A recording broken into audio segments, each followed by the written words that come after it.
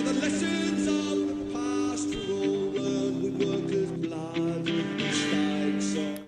Hello everyone, my name is Elizabeth Manns and I'd like to welcome you to the April 4th Coalition Show.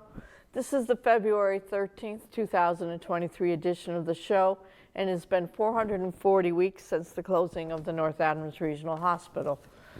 The April 4th Coalition's mission statement is, we are for workers' rights and collective bargaining rights and are against tax breaks for the rich and corporations who ship our jobs overseas. We support all the articles of the Universal Declaration of Human Rights, but as is the custom, we put the emphasis on Article 23 at the start of the show. Dick, would you like 1 and 2? Sure, I'll do that. Everyone has the right to work, to free choice of employment, to just and favorable conditions of work, and protection against unemployment. Number 2, everyone, without any discrimination, has the right to equal pay for equal work. Number 3, everyone who works has the right to just and favorable remuneration, ensuring for himself or herself and his or her family an existence worthy of human dignity and supplemented, if necessary, by other means of social protection. Number 4, everyone has the right to form and join trade unions for the protection of her or his interests. And we like to give a thank you and a shout out to Michael Putnam, who is the program director for the community radio station of WMNBLP 107.1 for airing the audio portion of our shows on Fridays. And of course to the fabulous team here at NBCC who are here to help us produce the show every week. So Dick, you wanted to show a little love to a different group today in honor of Valentine's Day, which is tomorrow. So yeah, well, it's the Working Families Party, and if you wanted to get any information about it, you can go to workingfamilies.org. The Working Families Party's fighting for an America that works for the many and not the few. So we thought we would show we'll show the video that they produced for the rebuttal to the State of the Union address that was made. Because it's easy to get the rebuttal from the Republicans. Right, we got the rebuttal from the Republicans, but we want to hear from the Working Family Party. This representative, she is a member of the Democratic caucus, but she's also a member of the Working Families Party. Okay. So why don't we watch this video and then we'll make some comments on it after. Good evening. My name is Delia Ramirez, and I'm the Congresswoman from the 3rd Congressional District, Illinois, and the first Latina from the Midwest to ever serve in Congress. Tonight, it is my honor to speak with you on behalf of the Working Families Party. The Working Families Party is everyday people coming together to fight for what we all need. No matter your race or where you were born, we all want to earn enough to thrive, not just survive. And we want to leave a better world for future generations. WFP works to elect candidates who take that fight to the halls of power. And every year, a Working Families Democrat takes the opportunity of the State of the Union to share our vision for a government that has our backs. We want our government to represent us, not los riquillos, not the super rich, or the giant corporations. You see, I was born and raised in Chicago. My parents came to this country from Guatemala. My mother crossed the border while she was pregnant with me. And she did that to give her children a fighting chance to escape the poverty she grew up in. My parents worked hard to build a life for us. Factory jobs, home care jobs, selling cosmetics, jewelry, multiple jobs at once. Sometimes back-breaking jobs on a bakery assembly line, 12 or 14 hours, nonstop. They switched shifts so they could alternate taking care of us, even when it meant they hardly saw each other. My family made it this far because we are rooted in community. They raised me in church, and they taught me the value of hard work, faith, and how to live my faith through social justice. They taught me to believe in an America where everyone can thrive. But after decades of assembly line work, my dad was diagnosed with kidney cancer. Thankfully, today he's in remission. But those long hours and the physical demands of having to stand for as long as he had to forced him to retire. And now he can barely afford his Medicare supplemental. My mom, she still works as a home care worker, but she makes so little that she has to get her health care through Medicaid. My parents, they're not alone. Every single year, millions of families face high health care costs that force them to have to choose between rent and medical care. So when I was elected to the Illinois State Legislature, I worked with the Latino Legislative Caucus in Illinois to pass a law guaranteeing health insurance to all Illinoisans 42 and up, regardless of immigration status. We did that for our own family, for immigrant and Latino communities. And now that I'm in Congress, I am here for all working families struggling to make a decent life across this country. I ran for Congress because Washington needs more working class people making decisions. I know the struggles working people face every single day. And it's not because I've read about them. It's because I've lived them too. The working class doesn't look any one way. Some people are struggling to save for college. Others are trying to get by on fixed incomes. Some live in towns with the good jobs left years ago, and others in big cities where rent or property taxes just keep going up. Some communities are plagued by opioid deaths or gun violence. Some have seen flooding, others have faced droughts or wildfires, lead-in water, or power outages because of the climate crisis. I want to tell you, whatever part of the working class you're from, we have plenty in common. And together, we are the majority. Tonight, the president spoke about the state of our union. So let's talk a little bit more about what working people are facing. It's been really, really difficult. We've lived through years of COVID, and many of us lost people we love. Costs went through the roof, from housing to childcare to groceries. And our wages, they haven't kept up, all while price gouging corporations have made record profits at our expense. We see mass shootings. We see young people facing a mental health crisis.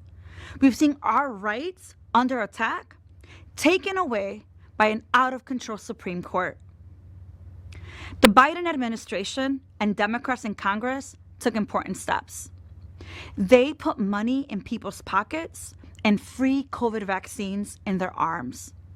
The infrastructure bill will build roads and bridges and also infrastructure for clean water and electric vehicles. The Inflation Reduction Act will lower drug prices and make insurance more affordable for millions of seniors. And President Biden used his executive authority to cancel up to $20,000 in student loan debt. Those things will make a difference. But let's be honest, it is still too hard for too many families in this country to make ends meet. Even while oil companies and grocery chains were making record profits, the Republicans want to blame higher prices on workers who got their first raise in a generation. When Democrats controlled the House, we passed President Biden's full Build Back Better plan. And that included funding to make child care and elder care and community colleges more affordable. House Democrats voted to extend the child tax credit, putting $300 a month in the pockets of working parents. Yet every single Republican opposed it. And just enough corporate Democrats joined them to block that bill. What I want to say to President Biden and all my fellow Democrats in Congress is that we have two jobs. We must stand up to the extremism of the MAGA Republicans, and we have to show working people what Democrats will deliver for working families if they put us back in control. And that means we won't give up on those family-supporting investments we came so close to winning. So I'm glad that the president called for reviving the child tax credit and expanding Medicaid and taxing billionaires to pay for it. We also must take action right now with the power that we do have. The president can use executive authority to further reduce drug prices. He can stand up protections for renters and hold corporate landlords accountable for the rent price gouging and housing discrimination we are seeing throughout the nation. If Republicans in the majority are as interested in working class families as they claim, then they'll stand with us. But if they don't, Americans will see who's on their side, and Republicans will pay the price at the ballot box. Last year, we heard pundits say that we Latinos are much more conservative and we're turning towards the Republicans. But what we saw is that when we talk about the issues affecting people's day-to-day lives, like healthcare, jobs, housing, childcare, elder care, clean air, and water, working people hear you, no matter what color they are. When you talk about democracy, immigration reform, or basic freedoms, working people hear you. We can't depend on a party label as the only reason to vote for us. Our job is to hear what working people are telling us and deliver. Take something as simple as the right to stay home when you're sick. Too many workers don't even have that. Last year, railroad workers demanded the right to just a few paid sick days, and the multi-billion-dollar companies rejected their demand. It's an outrage. Everyone gets sick, and everyone deserves sick days. A $7.25 an hour minimum wage was an insult before prices surged. It is past time for a $15 minimum wage and one fair wage, at least, as we work towards a living wage. Workers at companies like Starbucks and Amazon, they've been organizing unions to demand fair treatment and fair pay. The wealthy executives refuse to negotiate with them and have even fired workers for speaking up on the job. That is wrong. Every worker deserves a voice and needs protection from retribution when they speak up. Tonight, we are mourning the murder of Tyre Nichols. We thank the Congressional Black Caucus and President Biden for bringing Tyre Nichols' family to Washington. For generations, our country's laws, practices, and resources have enabled police violence in our communities. It is a pattern, not an exception. In 2020, we all watched as Minneapolis police officer murdered George Floyd. Millions took to the streets in grief to demand an end to police brutality, which disproportionately kills and injures Black people, especially Black men. Congress has failed to pass even the most modest accountability measures to change how police show up in our communities. Tyre's murder is an unspeakable reminder that the demand for justice remains unanswered. We must upend this deadly status quo. We must end qualified immunity. We must invest in ending poverty, uplifting schools, jobs, housing, healthcare, and strong communities. That's what truly keeps us safe. The Republicans have controlled the House for just a month, and all I've seen from them is a determination to destroy the economic security of families like mine, take away the precious freedoms that we still have, and target some of our bravest champions like Representative Ilhan Omar. Republicans, including Representative Juan Ciscomani, are manufacturing a crisis by threatening to make the government default on its bills. Why, do you ask? So they can force cuts to Social Security and Medicare. They are willing to risk economic catastrophe for an extreme agenda that no one voted for. As the president said, Democrats won't let Social Security and Medicare get cut. We also must protect Medicaid, SNAP, and all the other essential programs. They are literally the reason working class seniors like my parents don't spend their later years in poverty. And we need all congressional Democrats to hold firm against any cuts. We don't need any bipartisan commissions to recommend grand bargains that will make working people poorer. What we should be doing is expanding Social Security and Medicare, not cut them. Let's make it plain. Republicans want to slash health care for working people so that their donors can get another tax cut. But we're going to fight like hell to ensure that in the richest country in the history of the world, everyone has good health care. Republicans and their fossil fuel industry backers are furious that Americans are taking climate change seriously.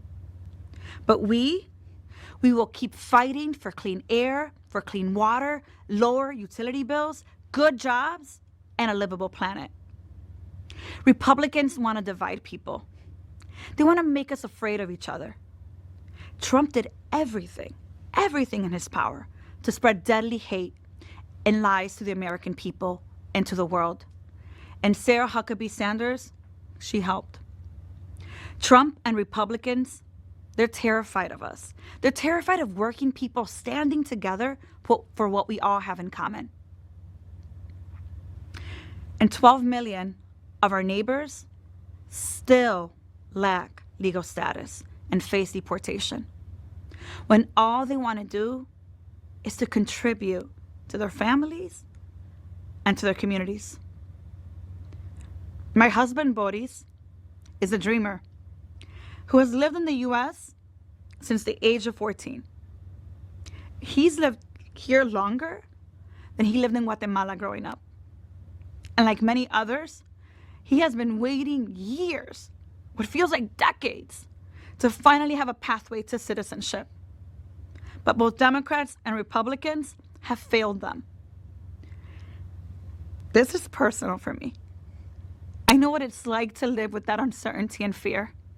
And it is why we must do everything in our power to finally pass comprehensive immigration reform. In the meantime, we need the president to extend protections from deportation for all 12 million undocumented community members, and we must provide them access to work permits.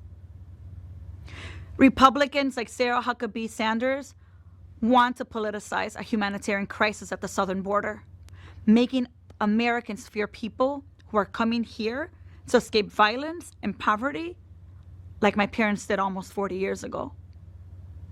Trump's policies did not stop people from coming here in search of asylum. What they did was make it more deadly. President Biden inherited a broken immigration system. And Republicans in Congress would rather scare voters than work towards a solution. But we must not look away. The president's recent announcement of expanded legal pathways was a positive step. But it can't be at the expense of treating some members of the immigrant community as collateral. We need to end Title 42. We believe the president and the country can do better. America is rooted in the vision that this is a place where people can build a better life. We have to change our laws, and we have to dedicate our resources to live up to that vision for people that have been here for generations and for people who want to join us, including refugees and asylum seekers. Republicans want to criminalize abortion. Voters stood up for our reproductive freedoms at the polls, and we will show America that we will fight tooth and nail to ensure that families can decide for ourselves when and how to grow without Republican politicians deciding for us. Criminalizing abortion is one more way Republicans are abusing the legal system to attack our basic freedoms, our bodily autonomy, and our democracy. At the same time, Republicans and their backers in the gun lobby show little concern for the national crisis of mass shootings. We need an across-the-board tightening of gun regulations for the sake of everyone's safety, and that starts with a ban on assault weapons. Republicans want to overturn any election they don't win, but we believe the people should decide, not the corporations, not the super PACs, and not the Republican conspiracy theorists. The contrasts, they're clear, and the stakes are high. We can stop the right-wing attack on our rights and our democracy. We can win a government that has working people's backs. And I'm not alone in this fight. The people in my neighborhood in Humboldt Park, in Albany Park, in Belmont Cragen, in West Chicago, and across Illinois' 3rd Congressional District, and working people around the country are ready to stand up for our families, for our communities, and for the best version of America. In Congress, I have the honor to work with outstanding colleagues who stand with me, including other new working family champions like Becca Balint from Vermont, Greg Assad and Jasmine Crockett from Texas, Summer Lee from Pennsylvania, and Maxwell Frost from Florida. And we know that we can retake control of the House of Representatives in 2024. What we can't do is do it alone. It takes a movement. It takes working people locking arms to speak up for what we all need. Working families are the majority of this country. Tonight, I urge you to join the Working Families Party. Just text ACT to 30403.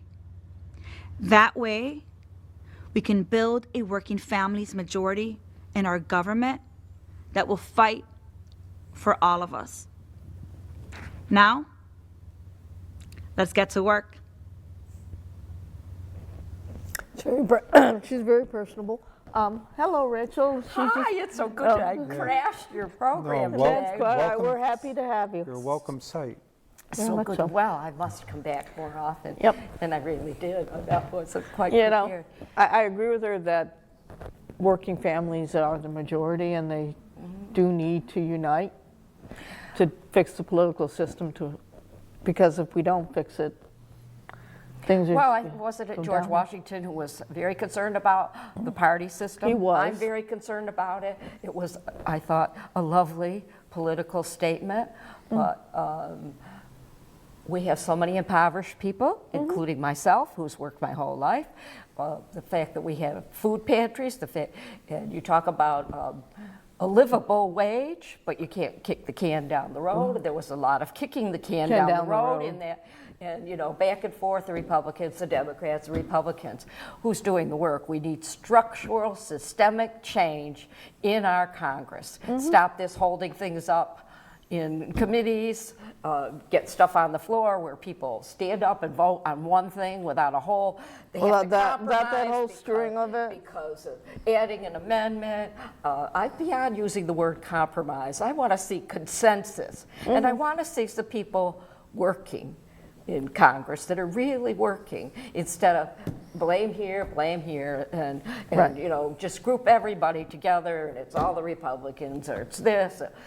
And part of it is we have entrenched politicians, not public servants. Oh, in yes. both of our houses. So I have to like pull myself back a little bit because I get so enraged and have to channel it. But yes. That's I know a lot of the things she's saying about working people and unions. I mean, unions are starting to come back. People are so overwhelmed with just trying to hold on to our livelihood. But I think the most prominent frightening things right now are the possibility of nuclear war and what I have been calling for years as climate catastrophe. We might be beyond the tipping point, and I am so worried about the children and the young people. And you know, I'm involved with, you know, young people and college students, and we'll have to catch up. But yes, so I've put a little bit of my 2 cents in. I'd like to put like You'd like to 100 put cents in. you'd like to put a whole dollar in, right? I was trying to think of how, Like to go how I 100%, segue right? into that. Yep. So, Dick, yeah. you want your 2 cents in? Well, no, I like the fact that she seemed to touch on a lot of issues. Yes. You know, she talked She did, about yeah. climate change, or climate crisis, as you say, is correct. Catastrophe for Yeah, me. yeah, the We're on crisis, yeah. catastrophe now. Yeah. Yeah. We're It's not- past change. It's yeah, changed.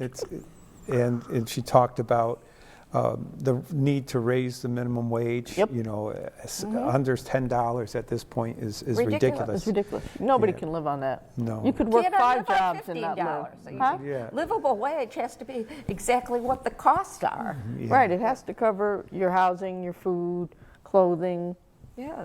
downtime. Even when you look at, you know, they keep Heat. throwing around Social Security and Medicare. From my understanding, our government borrowed from the Social Security Trust Fund, which would They have did. lasted in perpetuity.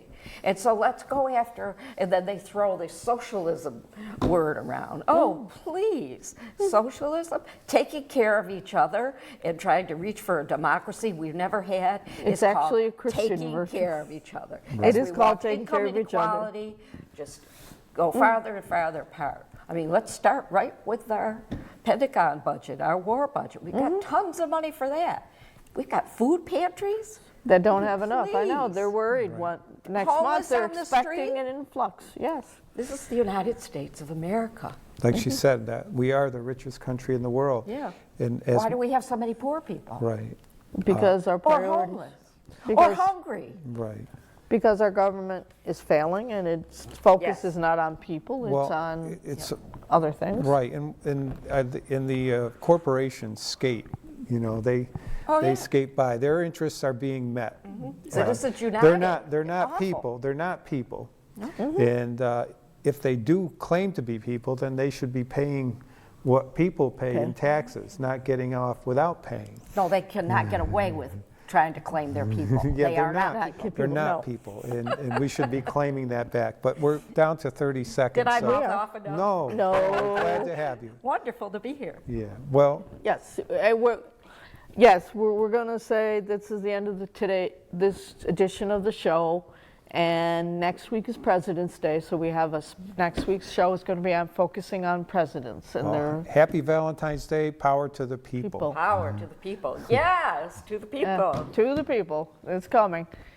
Have a good day.